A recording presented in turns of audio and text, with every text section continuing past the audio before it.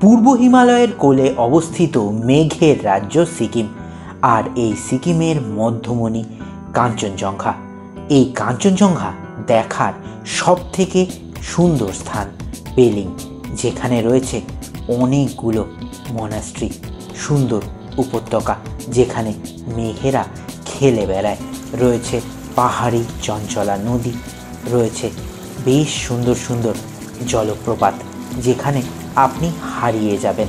এখানেই রয়েছে ভারতবর্ষের প্রথম গ্লাস ব্রিজ, রয়েছে বেশ কয়েকটি গগনচুম্বী বড় বড় মূর্তি, মনাস্ট্রি, সিকিমের পুরনো ঐতিহাসিক রাজধানী, রয়েছে বেশ কয়েকটি সুন্দর সুন্দর ঘোরার জায়গা।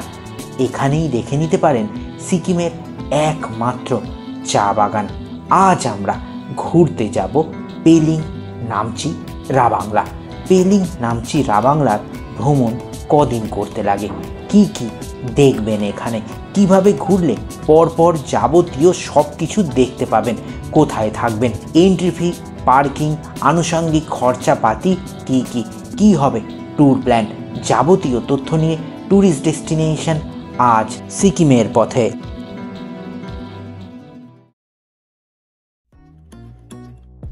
ট্যুরিস্ট ডেস্টিনেশন চ্যানেলে সবাইকে স্বাগত। আমি ডক্টর মিঠুন। এখন চলে এসেছি কলকাতা স্টেশনে।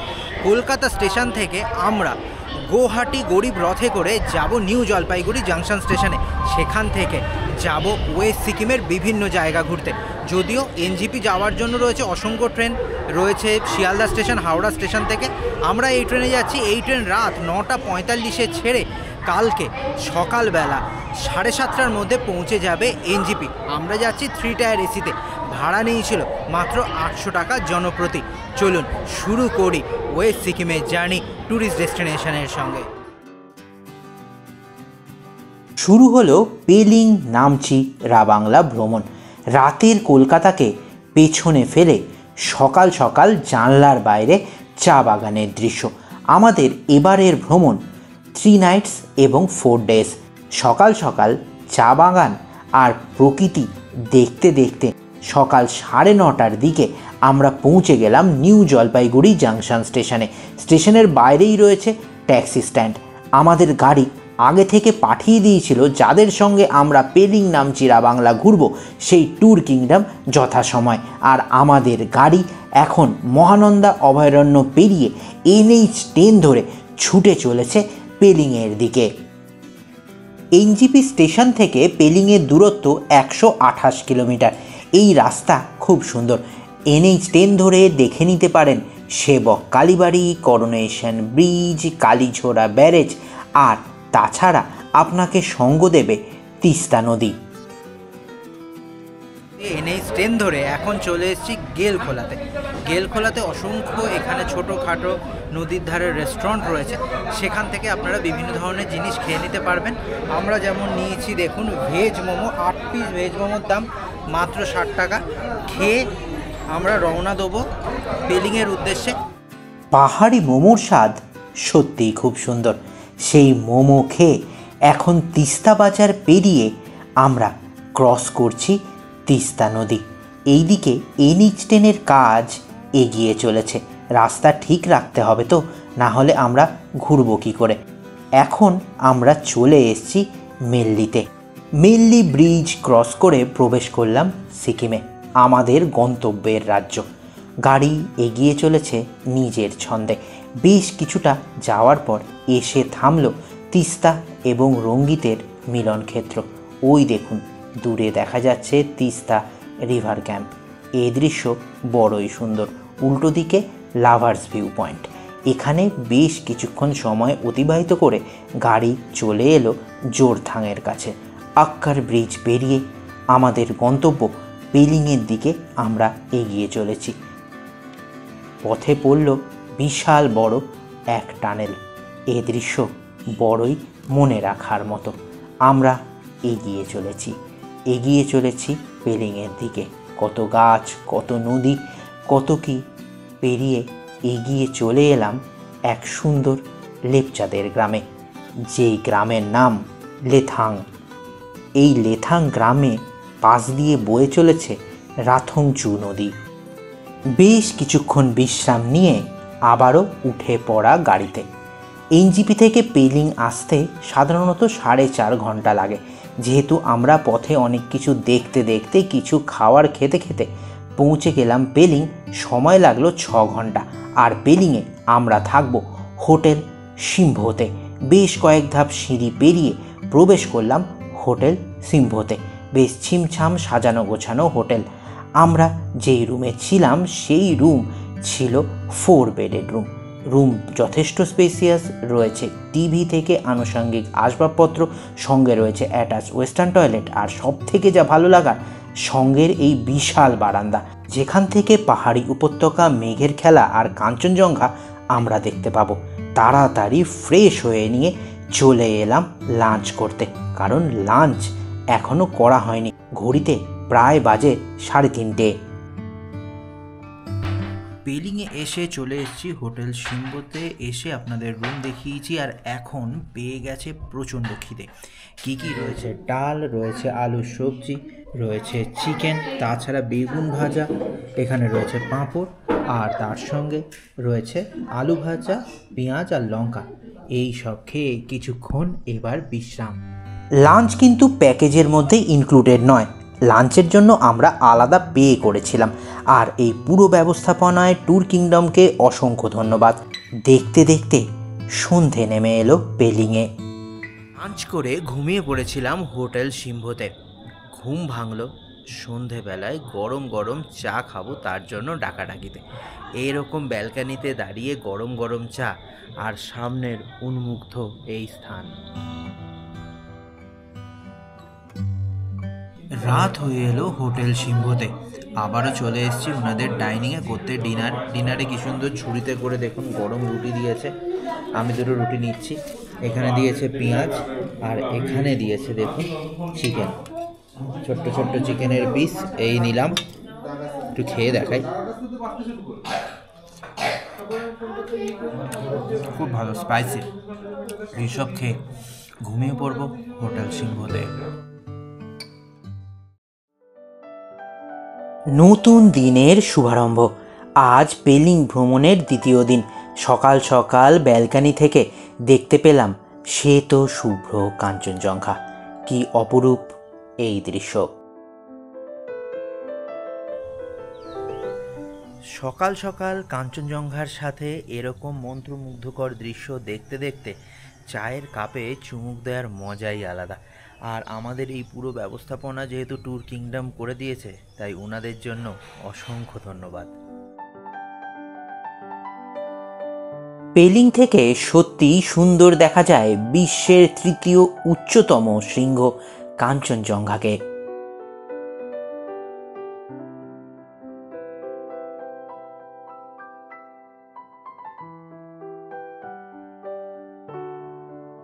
আজ আমাদের পেলিংয়ের তৃতীয় দিন। সকাল সকাল কাঞ্চনজঙ্ঘা দেখে স্নান করে ফ্রেশ হয়ে নিয়েছি। এখন করব ব্রেকফাস্টে নিয়েছি আলু পরাঠা আর ঘুগনি। এই সব খেয়ে এবার পুরো পেলিং সাইট সিন। সত্যি পেলিং হচ্ছে the hill of hidden paradise. এর উচ্চতা 7,200 ফিট। আমরা বেরিয়ে পড়লাম গাড়ি করে পেলিং পুরোটা ঘুরে দেখব বলে। আমাদের হোটেল থেকে 8 কিলোমিটার দূরে আজ আমাদের প্রথম গন্তব্য দারাব ভিলেজ। 5,700 ফুট উচ্চতায় অবস্থিত দারাব সুব্বা এই গ্রামে সাধারণত বসবাস করেন গুরুং, ভুটিয়া, তামাং, ছেত্রী এবং রায় সম্প্রদায়ের লোকজনেরা। আমাদের আজকে প্রথম স্পট পেলিং ভ্রমণের দারাব ভিলেজ। পেছনে 2 পাহাড় আর তার মাঝখানে এই গ্রাম, অপূর্ব সুন্দর। ফুলে ফুলে ঢাকা এই সুন্দর গ্রামখানা। দারাব ভিলেজকে পেছনে ফেলে আমাদের গাড়ি এখান থেকে 4 কিলোমিটার দূরে এখন চলেছে রিম্বি জলপ্রপাত দেখার জন্য।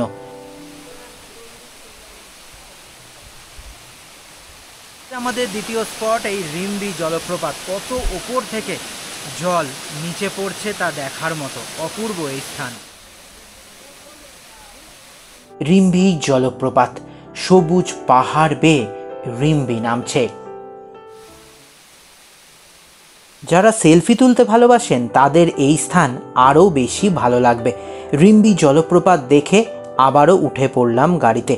রিম্বি নদীর পাশ দিয়ে আমাদের গাড়ি এগিয়ে চলেছে। রিম্বি জলপ্রপাত থেকে মাত্র 1.5 কিলোমিটার দূরে আমাদের গাড়ি এসে থামলো রিম্বি অরেঞ্জ গার্ডেন এবং রিম্বি নদী দেখার জন্য। এখানে গাড়ি পার্কিং চার্জ আপনাদের দিতে হবে 20 টাকা, আর প্রবেশ মূল্য জনপ্রতি 30 টাকা করে আপনাদের দিতে হবে এখানে। এই বাগানের অফিসিয়াল নাম শেভারো রক গার্ডেন। বাগানে প্রবেশ করলেই দেখতে পাবেন প্রচুর ফুলের সমাহার, রয়েছে প্রচুর কমলা লেবুর গাছও, আর তাছাড়া যারা সুরা প্রেমিক তাদের জন্য অর্গানিক ওয়াইনও এখানে আপনারা পেয়ে যাবেন। এই সব দেখতে দেখতে আমরা চলে এলাম রিম্বি নদীর ধারে। রিম্বি এক ঐতিহাসিক নদী। এই নদীর ধারে অতীতে সোনার রেণু পাওয়া যেত। রিম্বি নদী সত্যিই সুন্দর। পাথরের ওপর দিয়ে জল ছুটে বেড়াচ্ছে।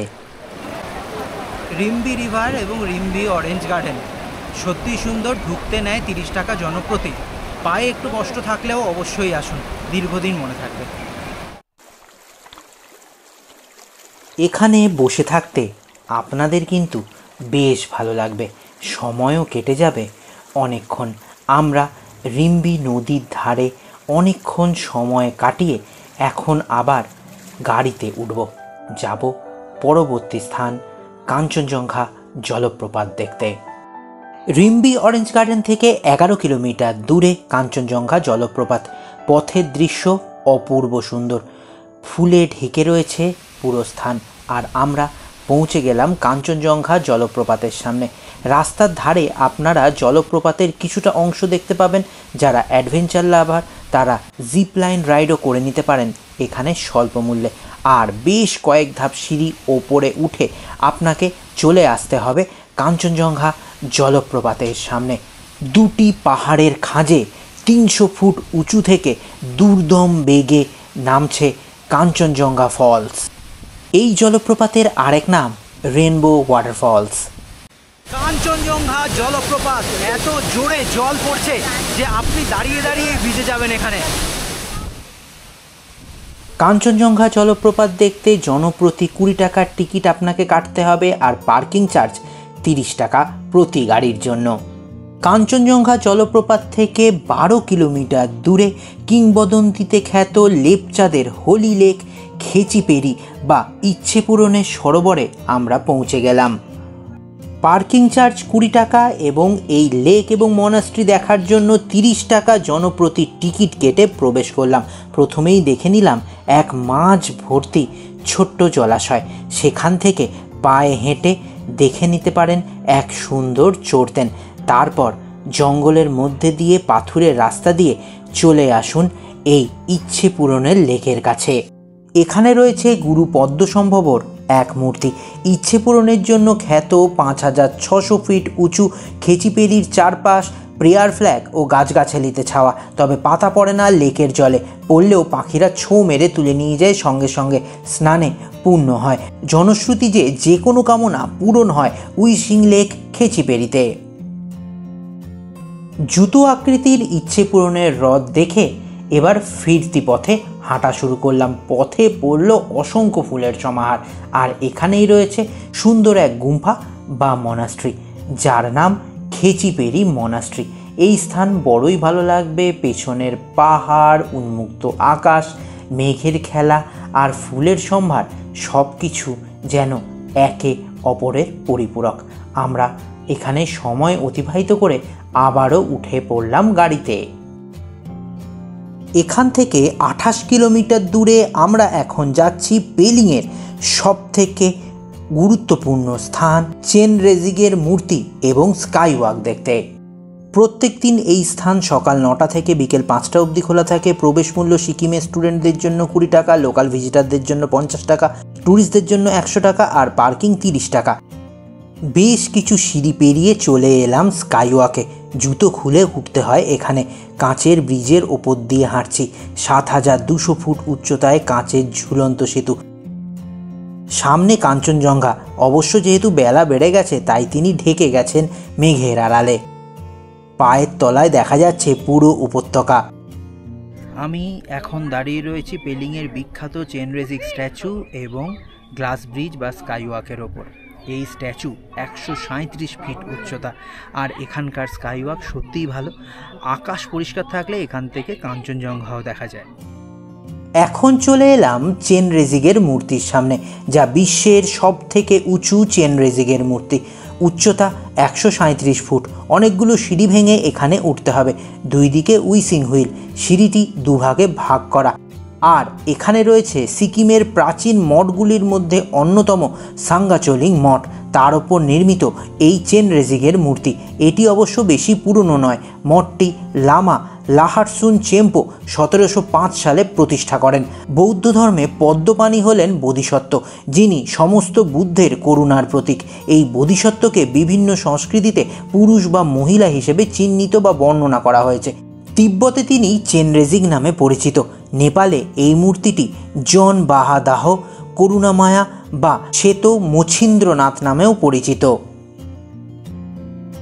মোনাস্ট্রি স্কাইওয়াক দেখে আবারও উঠে পড়লাম গাড়িতে। এখান থেকে 4 কিলোমিটার দূরে আমরা যাব অতীতের সিকিম দেখতে, আর তার সঙ্গে দেখব নবনির্মিত এক বার্ড পার্ক। এই বার্ড পার্কের প্রবেশ মূল্য 100 টাকা জনপ্রতি। তবে আপনারা যদি পুরনো দিনের সিকিমের ধ্বংসাবশেষ দেখতে চান, তার জন্য আলাদা করে টিকিট কাটতে হবে না। বার্ড পার্ককে পাশে রেখে জঙ্গলের মধ্যে দিয়ে প্রায় 1.5 কিলোমিটার আপনাদের ট্রেক করতে হবে। আমরা এখন চলেছি রাবদানসে রুইন্স বা রাবদানসে ধ্বংসাবশেষ দেখার জন্য। ধ্বংসাবশেষের প্রথমেই দেখতে পাবেন এক পুরনো দিনের চোরতেন। তারপর পায়ে হেঁটে আরেকটু সামনের দিকে এগোতে হবে। বিশাল বড় রাজবাড়ির চত্বর, প্রচুর পুরনো ইটের সম্ভার। এখানেই 1670 খ্রিস্টাব্দে ইয়াকসাম ছেড়ে রাবদানসে দ্বিতীয় রাজধানী গড়েন দ্বিতীয় চোগিয়াল। রাজধানীও থাকে 1814 খ্রিস্টাব্দ পর্যন্ত। এখানে প্রাসাদ, চোরতেন সবই বিধ্বস্ত। আজ আর তার কোনো অস্তিত্ব নেই। তবে সিংহাসনের ভগ্নাংশ দেখে নেওয়া যায় আজও। আর এখানে হাঁটতে হাঁটতে আপনি হারিয়ে যাবেন। শ্যাওলা পড়া ইটের গায়ে মনে হবে যেন ফিসফিসিয়ে আপনাকে অতীতের সিকিমের রাজধানীর গল্প শোনাচ্ছে। এই স্থান বড়ই সুন্দর। এখানে অনেকক্ষণ সময় কাটালাম। তারপর সেই জঙ্গলের পথ দিয়ে আবার চলে এলাম গাড়ির কাছে। রাবদানসে রুইন্স দেখে 1 কিলোমিটার দূরে আমরা যাচ্ছি সিকিমের এক পুরনো মনাস্ট্রি দেখতে, যার নাম পেমিয়াংশি মনাস্ট্রি। এই মনাস্ট্রিতে আমরা 3 জন প্রবেশ করেছিলাম, সঙ্গে ছিল গাড়ি। মোট নিয়েছিল 170 টাকা। সিকিমের তৃতীয় চোগিয়ালের কালে 1705 সালে তৈরি হয় এই মনাস্ট্রি। বয়সে সিকিমের তৃতীয় প্রাচীন, আর এই মনাস্ট্রির শৈল্পিক নিদর্শনও দুর্ধর্ষ। আর এখান থেকেই আপনি দেখে নিতে পারেন রাবদানসে রুইন্সের ভগ্নাবশেষ। এখানে আমরা অনেকক্ষণ সময় অতিবাহিত করে পুরো পেলিং ভ্রমণ শেষ করে এখন ফিরব হোটেলের দিকে। ঘুরতে ঘুরতে পেয়ে গেছে প্রচণ্ড খিদে, তাই একটি রেস্টুরেন্টে চলে আসলাম। কিসের জন্য? না, চিকেন নুডলস খেতে। দাম নিয়েছে 160 টাকা। এই দেখুন চিকেন নুডলস।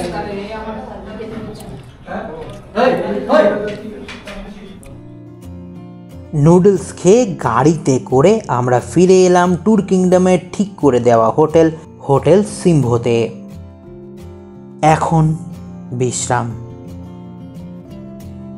বিকেল গড়িয়ে সন্ধে নেমে এলো। দূরের পাহাড়ের হোমস্টেগুলো জোনাকি পোকার মতো দেখা যাচ্ছে। দুপুরবেলায় যেহেতু আমরা আজকে চাইনিজ খেয়েছি, তাই রাত্রেবেলায় পুরো বাঙালি খাবার। গরম গরম ভাত রয়েছে, রয়েছে পেঁয়াজ লঙ্কা, এখানে রয়েছে একদম ফ্রেশ ভেজিটেবলস দিয়ে একটি তরকারি, রয়েছে গরম গরম ডাল আর চিকেন, আর তার সঙ্গে রয়েছে পাঁপড়। এবার আপনারা যদি ইচ্ছে করেন তাহলে কিন্তু মাছও পেতে পারেন। এই দেখুন কি সুন্দর মাছ। এই সব খেয়ে এবার ঘুমিয়ে পড়ব। আজকে পেলিংয়ে দ্বিতীয় দিনের ভ্রমণ ডিনারের পরেই শেষ।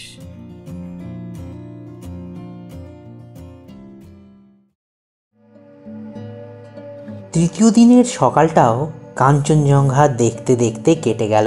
ব্যালকনিতে বসে কাঞ্চনজঙ্ঘার সাথে মেঘের খেলা কিন্তু অপরূপ সুন্দর।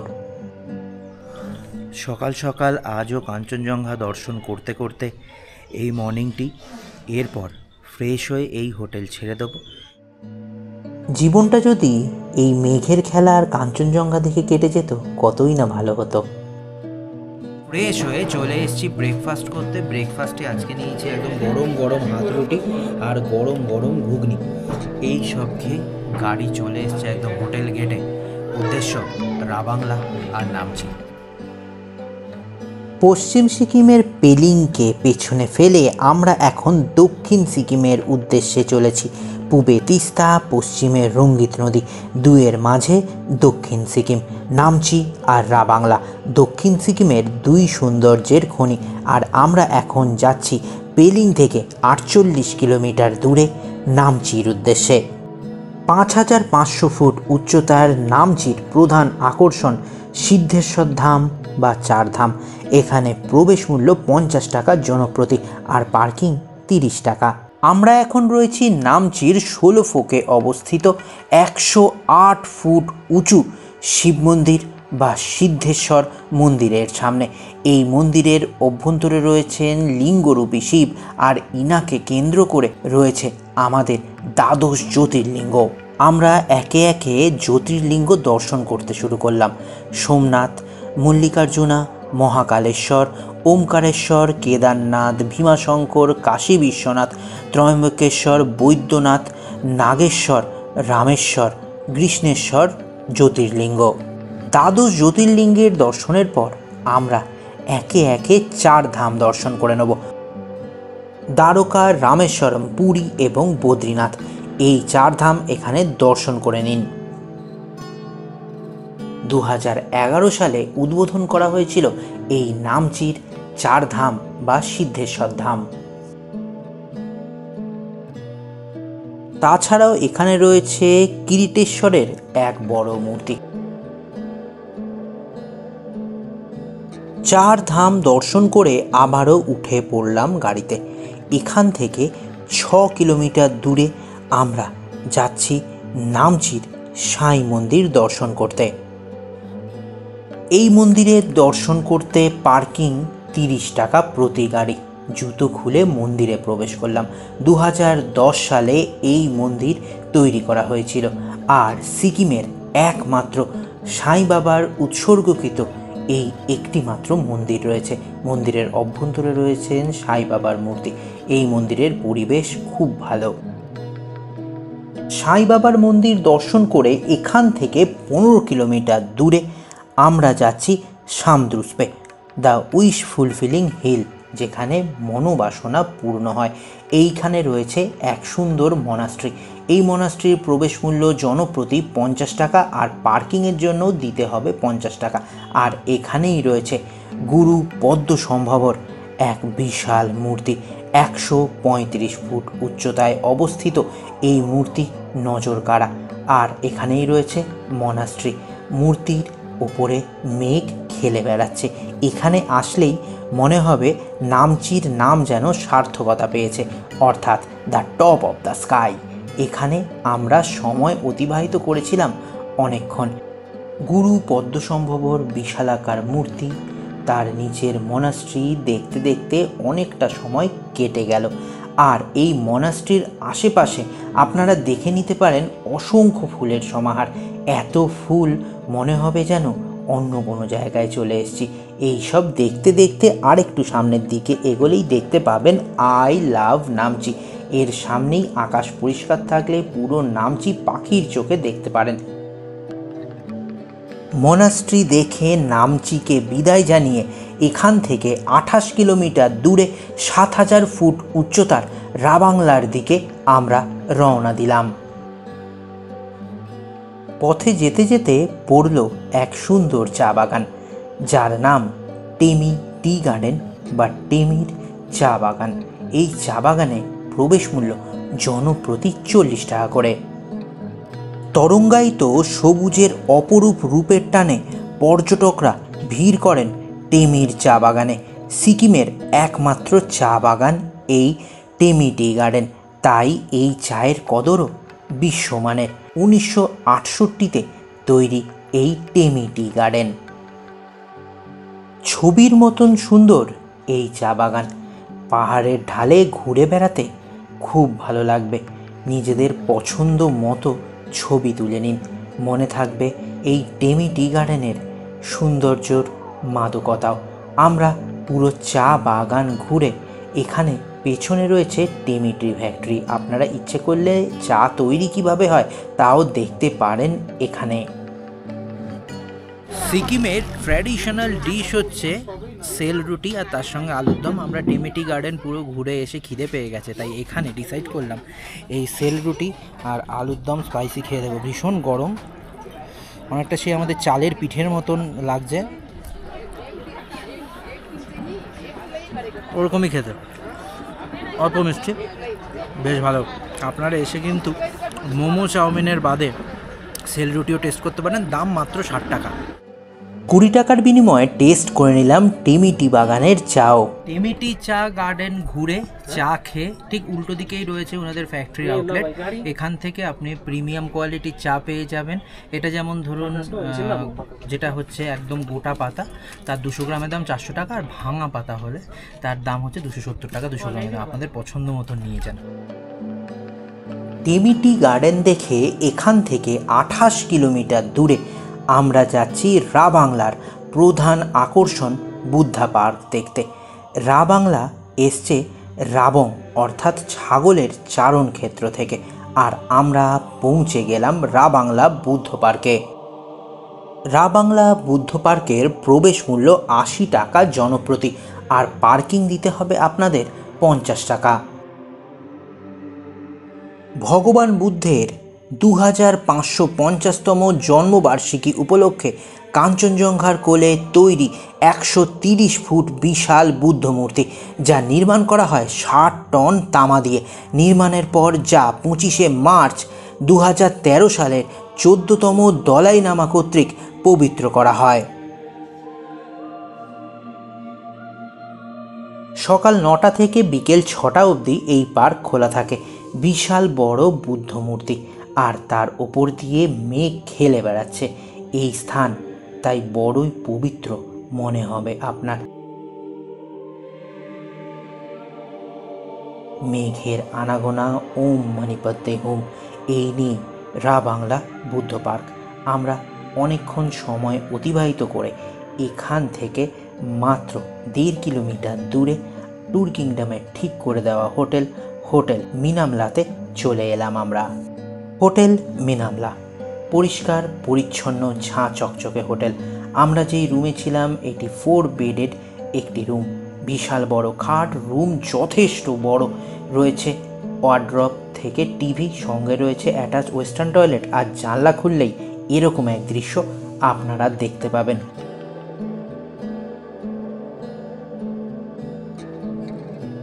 রা বাংলার হোটেল মিনামলাতে এসে খুব ভালো লাগছে, কারণ এখান থেকে ভিউ অপরূপ সুন্দর। এসে ফ্রেশ হয়ে কিছুক্ষণ বিশ্রাম নিয়ে এখন সন্ধ্যাকালীন চা খেয়ে নেবো, দিয়ে এই বারান্দায় বসে ঘর থেকে দেখে নেব রা বাংলার রাতের দৃশ্য। সন্ধেবেলায় বুদ্ধা পার্কে হয় লাইট শো, তাই সন্ধে চলে আসুন এই পার্কের কাছে, দেখে নিন এক নৈসর্গিক দৃশ্য। রা বাংলা বুদ্ধা পার্ক থেকে আবারও ফিরে এলাম হোটেল মিনামলাতে। বারান্দায় বসে কেটে গেল অনেকটা সময়।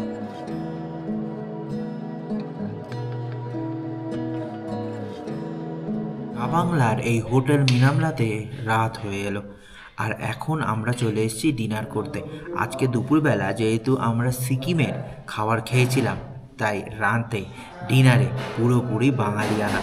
গরম গরম ভাত, দেখুন ধোঁয়া উঠছে, এই হচ্ছে আলু পটলের তরকারি, এখানে গরম গরম ডাল, আর এই হচ্ছে চিকেন। ডিনার করে ঘুমিয়ে পড়লাম রা বাংলাতে।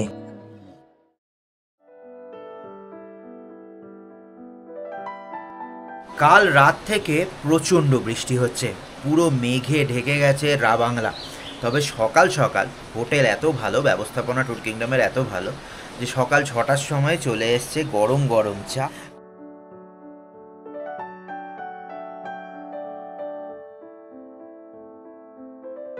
ট্যুর কিংডমের সাথে আমাদের এই পেলিং নামচি রাবাংলা ট্রিপ একেবারে অন্তিম পর্যায়ে। 4 days 3 nights-এর এই ট্রিপে আমরা কি দেখেছি আপনাদের যাবতীয় দেখিয়েছি, কোথায় কত এন্ট্রি ফি, পার্কিং চার্জ কত, সব কিছু দেখিয়েছি। আমরা থেকেছি পেলিংয়ে এবং রাবাংলায়।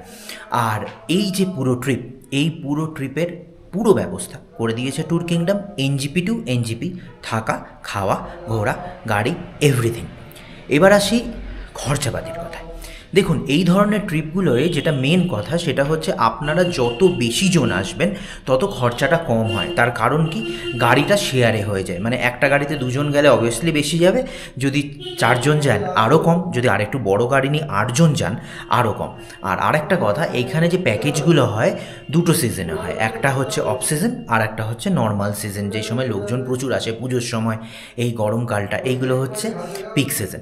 তো এই সময় যদি আপনারা 8 জন আসেন তাহলে জনপ্রতি খরচা পড়বে মাত্র 7,000 টাকা করে, এনজিপি টু এনজিপি যাবতীয় সব কিছু। আর যদি অফ সিজনে আসে, আরও ফাঁকায় ফাঁকায় ঘুরবেন, বৃষ্টি দেখবেন, সেই সময় যদি আসেন তাহলে খরচা পড়বে জনপ্রতি মাত্র 5,750 টাকা করে।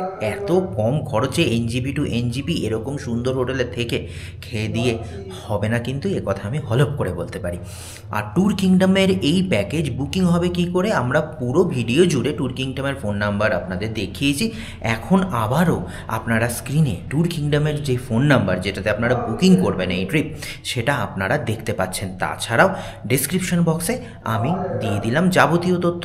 আপনারা 8 জন আসলে কত খরচা হবে, 4 জনের কত খরচা হয়, যদি 2 জন আসেন, 6 জন আসেন, সব খরচা, অফ সিজন নর্মাল সিজনে সব ডিটেলস ডিসক্রিপশন বক্সে দেওয়া থাকলো।